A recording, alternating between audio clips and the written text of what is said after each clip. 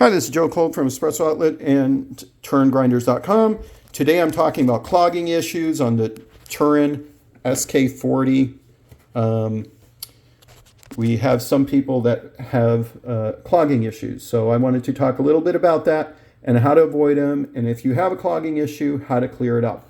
So one of the biggest things is, on every grinder, you always turn the grinder on and then adjust the grind size. If you don't do that, you have beans in the hopper. If there's beans in here, or if there's any coffee that's still between the burrs from the last time, it can just be a small amount of coffee.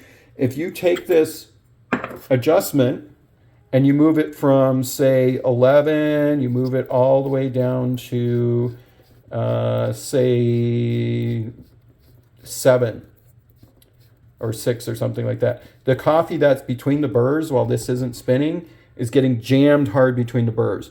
So when you go to add coffee in there, you turn it on, that jammed coffee is going to prevent the coffee behind it from exiting efficiently, and it's going to create a buildup in the grind chamber. So to avoid that, don't grind with coffee in the hopper. So don't adjust the grind size with coffee in the hopper. And even if coffee isn't in the hopper, just turn the grinder on and adjust the grind size. Once it's at the grind size you want, you can turn it off, add your coffee, and turn it on again and grind. Now, sometimes some coffees, such as light roast coffees, are harder to grind at a finer grind size. So what you want to do is err on the side of larger when you're dialing in a coffee. Err on the side of a little bit too large. Don't adjust the grind size all the way down to, say, 1 and try to start grinding at 1. You want to start at a little bit higher of a grind size than you think it might be. Try grinding there. Try dialing in the shot, and then if it's coming out too fast, then adjust it a little bit smaller. If you have a jam that's already happened, a lot of people say, oh, my grinder's broken. It's not broken, the grinder's just jammed. I've had $3,000 grinders jam, $2,000 grinders jam. Pretty much every grinder on the market I've personally used, and they do jam, or I've had them sent back. I've sold so many grinder brands over the years and had them come back on returns and stuff like that. Every grinder brand can jam if it's not used correctly, or it can jam if it's a light roast at a very fine setting. So that's something to just be careful of. So if it does jam, it's certainly fixable.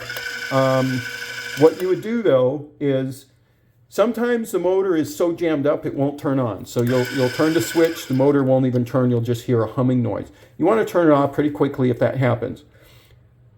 But what you want to do, if you have a jam, is just adjust it pretty large. Just go all the way, you might even go up to 15 or something.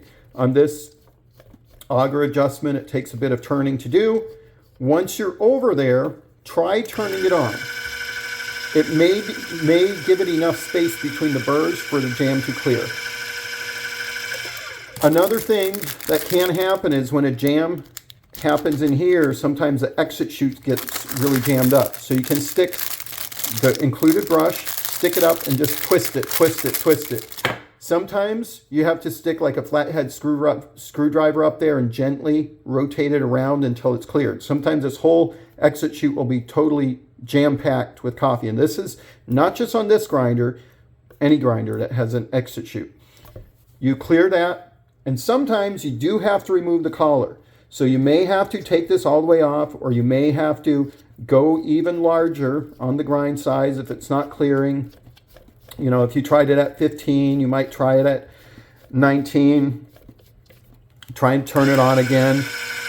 You may have to put the hopper on and the bellows and pump the bellows quite a bit firmly, rapidly, to clear that jam out of here. But if it is jammed, it's not broken, it's not defective, it just jammed. And you have to clear the clog. Once it's cleared, you should be good to go.